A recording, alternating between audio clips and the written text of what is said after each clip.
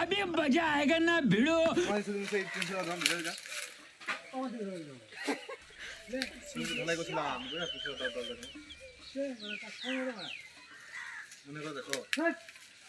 ঢালাই করতে করতে তুমি হাত মারলাম তো গেলিয়ে 300 টাকা দাও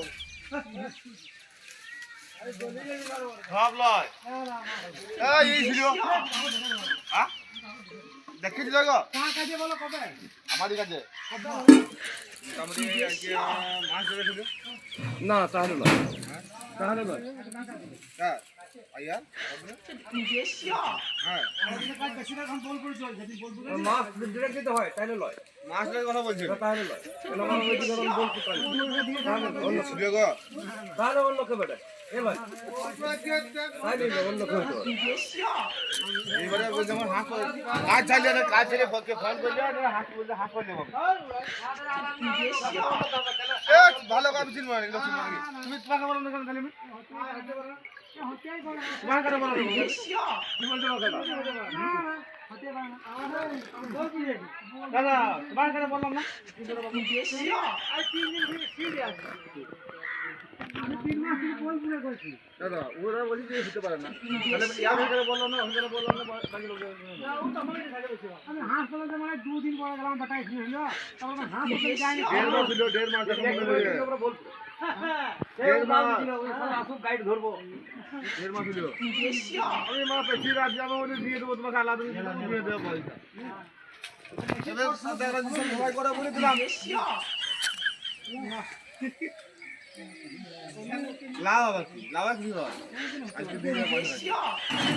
পায়ে ভাই তো দিয়ে দেবে ঝামেলা করার কি দরকার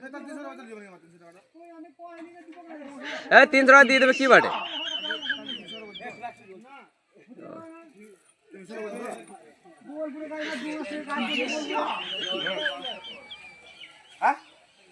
এইবার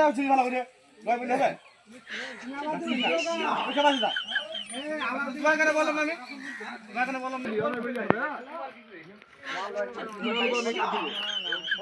বললাম মেশিন বসে কাটে